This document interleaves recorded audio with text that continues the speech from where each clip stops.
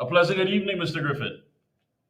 Hi, good evening. A lot said in 2 minutes and 12 seconds. I'm not Yes, a sure lot what you said. sometimes. I mean, listening to it, you sounded like someone who was just totally fed up to the point of, listen, I don't have time to play political football with something as serious as crime. And also, you were demanding clarity as to statements that were made as far as Dr. Rowley being functioning in the capacity of chairman of the National Security Council, made it clear that for whatever reason he cannot or will not meet with you. At this point in time, when we've had more murders than days of the year so far, where do we go from here? Well, obviously, Keith Rowley has to move. You have to get rid of him democratically. It is either you leave, follow, or get out of the way. I shudder to think. I know there will always be a PNM base, but if you could get 50,000 persons that could be so blinded to follow this man, I feel sorry for those 50,000. This is not about blindly supporting the PNM. The man does not care about your safety and security. You're supposed to, he cannot swallow his pride, his ego, his arrogance, his hatred, his bitterness continues to take priority over what is right for the country. I could be prime minister, and if it is that I believe that Keith Rowley could be of value to us in anything, I will speak to him. And that is where it says you have to swallow your pride and do what is right. He is not a servant of the citizens. And it is sad that you see these blind loyalists in that Coco meeting, that they are clapping their hands like trained seals and fuel, applauding what he is saying. And if he changes his mind tomorrow, they would agree to what he's saying. Trinidad and Tobago needs to understand you need to look for leaders who are willing to serve and do what is right. The man has the audacity in the highest murder rate in the history of the country. Crime has never been so high. People have never feared crime as much as it is now. And instead of you trying to get support, you have the audacity to still try to spit hatred on Kamala Prasad and Gary Griffith. He started making it look like it's some type of a tag team that Gary is ganging up on him. No, we are political leaders who realize what the country comes first. And Keith Rowley fails to understand this, and his hatred is what has caused too much division in this country. Yeah, you also mentioned the issue about guns as far as trying to find something to connect with the sales of guns and licenses and what have you. Please tell us more about that. Well, Keith Rowley is the ultimate hypocrite. The man says that I gave out thousands of firearms. I gave out 4,000 firearms out of over 50,000 outstanding applications because of the failure of previous commissioners to do their job. And then out of that 4,000, half would have been to previous and present law enforcement officials who needed to protect themselves when they're off duty. So I gave out just about 2,000 firearms out of 1.4 million people. That could roughly be about 0.2% of the population. And this joker is saying that I was giving out guns to everybody. So 0.2% of the country is everybody. It shows that Keith Rowley obviously did math in August. And the hypocrisy of Keith Rowley is even more mind-boggling because he's the same Keith Rowley who was harassing me to provide a firearm dealer's license for his girlfriend in Tobago because he wanted to run a gun range and to sell guns in Tobago. So Keith Rowley, you're the biggest hypocrite. You're harassing me when I was commissioner because you wanted me to get a firearm dealer's license. Not a firearm permit, a license to sell firearms to as many people as in Tobago as possible. And then you have the audacity to go into Tobago, to the Toko's meeting, trying to do as if how dare Gary Griffith give out firearms to law-abiding citizens to protect themselves. The fact of the matter is that me giving out those firearms was to law-abiding citizens because of the failure of Keith Rowley's government to protect the law-abiding citizens. And not one was lost, stolen, used for a crime, or used for a murder. And in fact, dozens of lives were saved because of that. Keith Rowley continues to find avenues to not to ensure that the rights of law-abiding citizens can be adhered to. Not even pepper spray. Nicole Griffith has pushed for several years for pepper spray to be given to law-abiding citizens. Keith Rowley has refused. But criminal elements having assault weapons, he's not lifting a finger. It gives the impression that this government is looking after the rights of criminals rather than the rights of law-abiding citizens. You also mentioned recently that National Security Minister Fitzgerald Hines' denial that Friday's bomb threats at schools across the country were acts of terror, and you said it demonstrates his lack of knowledge on matters of national security. Yeah, no, definitely. I mean, the fact of the matter, for you not to understand that if someone makes wild threats to that extent that can destabilize a country, that is an act of terror. And the blind PLM loyalists, this person is ever held, he will be charged under, guess what, the Anti-Terrorism Act. So somebody is going to be charged under the Anti-Terrorism Act, but it is not being seen as an act of terror. I mean, the height of stupidity is, how could people be so blinded? The man is clueless and doesn't understand his role and function. He doesn't understand what terrorism is. But what what he continues to do is to trivialize any matter because it makes it easier for him not to have to justify, not to have to explain it or to state what he intends to do to rectify it. It's the same thing as when the children, when gunshots were being fired and children were forced to go on the ground. The man made the most stupid statement and said that there was no chance of them being injured because the gunshots were 100 meters away. When the fire of that type of weapon, effective fire, is over 300 meters, the man is totally lost in understanding his role and function. Even today, he did a video trying to explain and try to throw the police service under the bus by stating that the government has nothing to do with the Brent Thomas fiasco when certain police officers operating outside of their role and function illegally arrested and held a Trinidad and Tobago citizen outside of our country's jurisdiction, kidnapped him virtually and brought him back to Trinidad. And Fitzgerald jumped to say, well, we are not responsible. But what he has refused to answer is, one, who arranged the CARICOM plane for the Trinidad and Tobago Police Service, those questionable elements in the police service, to take that aircraft to Barbados to bring back Mr. Thomas? The only way that aircraft could have been is through a very senior government official in this country.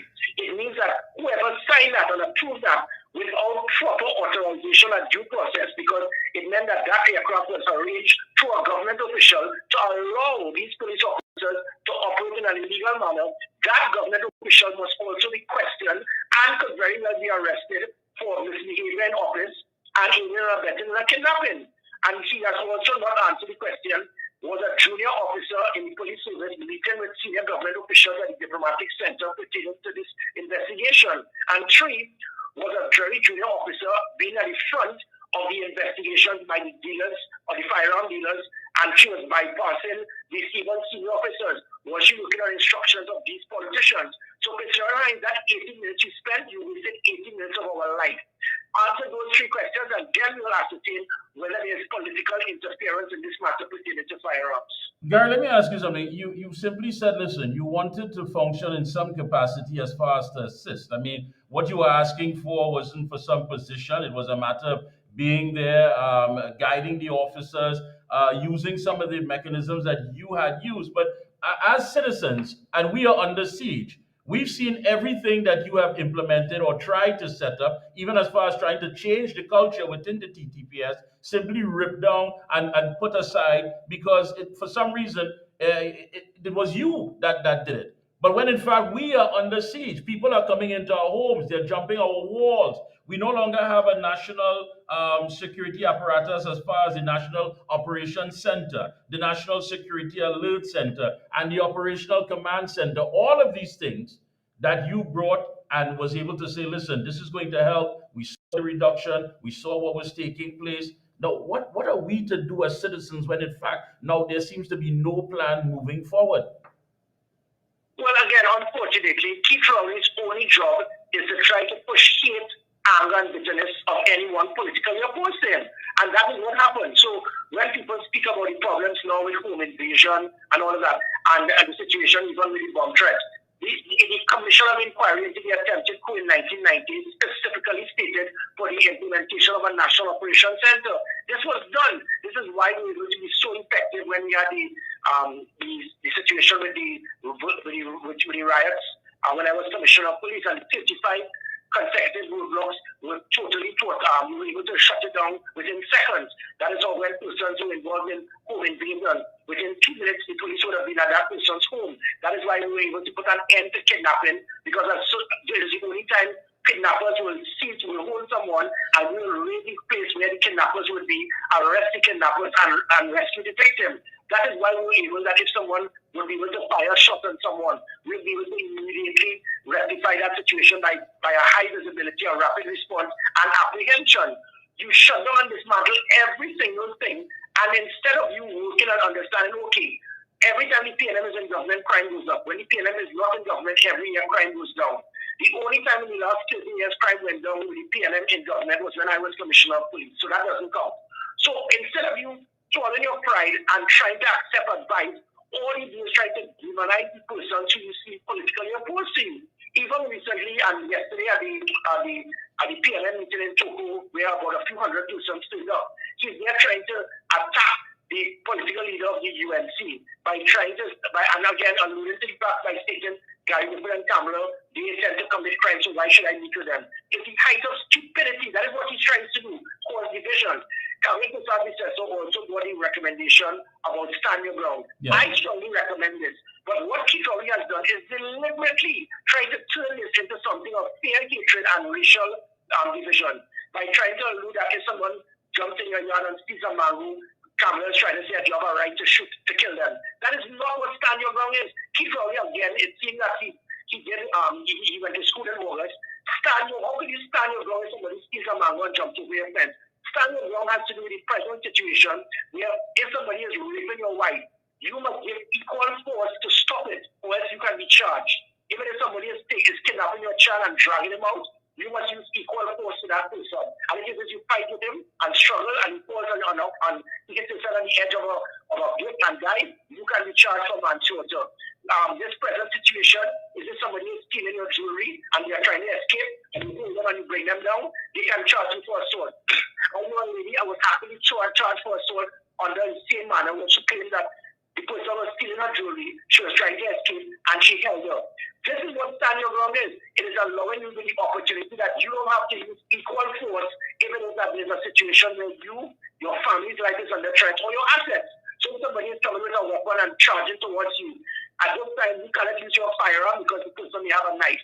No, this is where stand your ground comes in. But what Kittori has done is deliberately trying to give the impression of fear. But again, what he has done is to ensure that the criminals can be protected and not once the chief look after the rights of the law-abiding citizens. Yeah, but Gary, let me ask you this because mainstream media has done some polls. 88% or more have said, listen, we want Gary to come back. We want Gary to work. But yet still there are those who are saying, and what do you say to those who say, listen, it wasn't about Gary, it was about the lockdown, the whole in the midst of the pandemic, you had criminals who couldn't move around, they were limited, so it had nothing to do with Gary. But yet still, a large section of our society is saying, we felt safe at home, we felt safe on the streets, we felt safe in our business when Mr. Griffith was there. Well, again, let me clarify. The stupidity of people trying to say that it's because of COVID that crime went down. I don't know if it is that they did interviews with criminals to have criminals say, well, I decided not to kill during COVID because I was afraid I get COVID. If that was the case, Trinidad and Tobago, please explain that last week, Jamaica just boasted about a massive reduction in murders after COVID. So is it that the murderers in Jamaica missed the memo? Because the Trinidad memo is that when there's COVID, you do not commit crime because you're afraid to get COVID. Or state of emergency or whatever.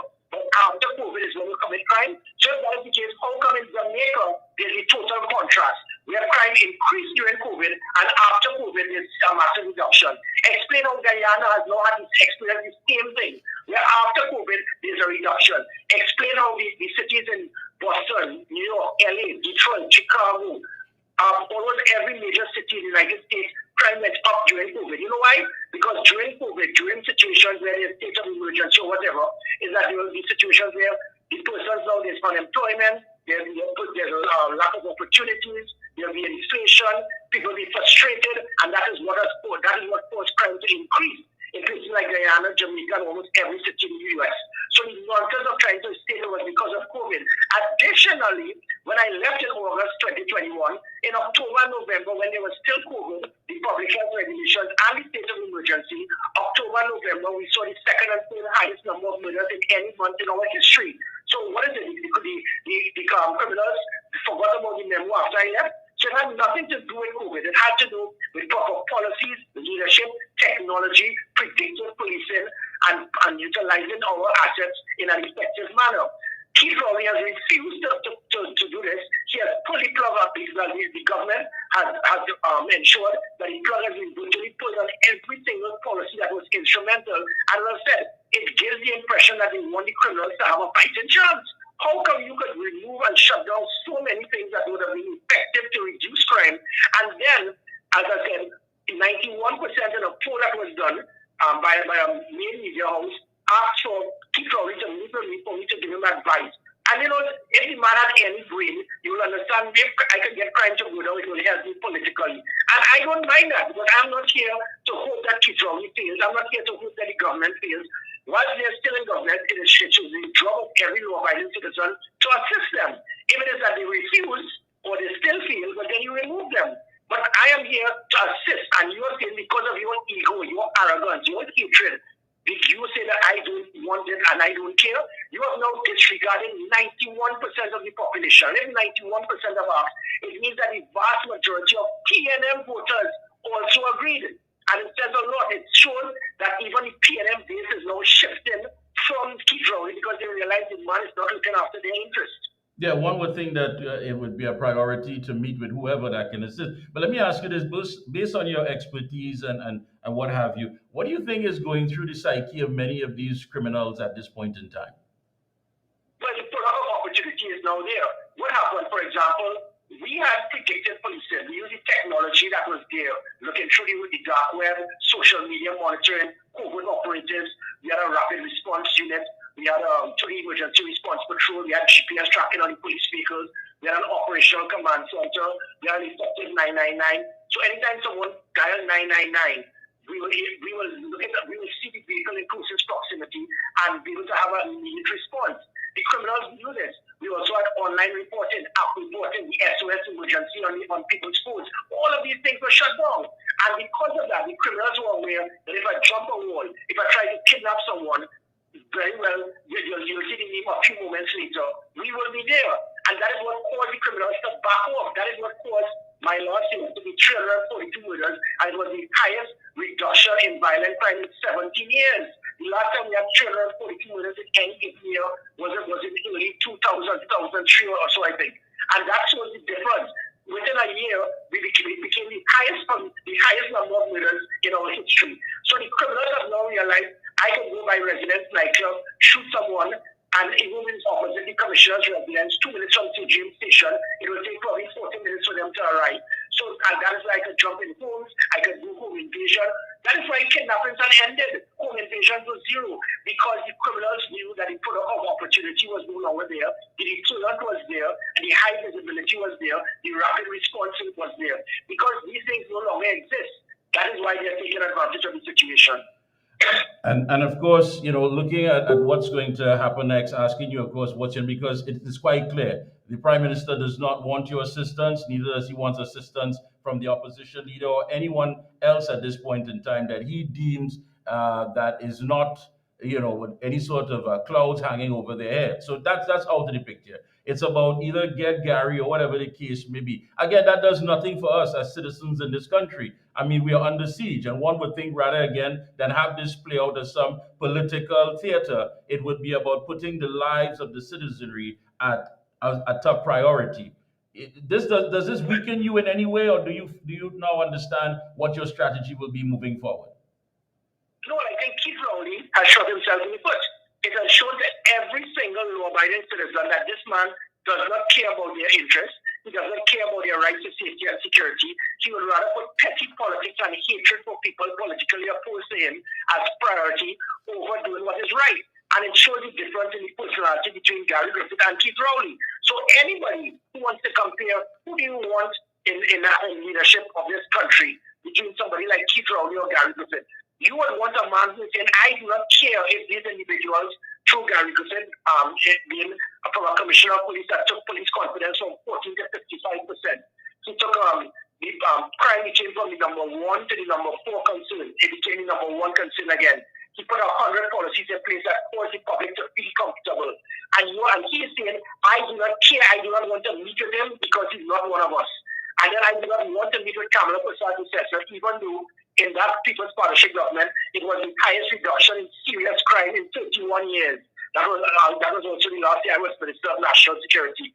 For a man to say that I don't care about these people, I don't want to speak to these people, that means that this man's hatred and arrogance and virtual dictatorship is that I do not want to meet with anyone unless they are one of we, unless that person is a PNM. And that is why the PNM is failing, because they divide the country to the point that even law-abiding citizens, persons who are willing to help you, you are saying, I do not want your help because it is not one of we.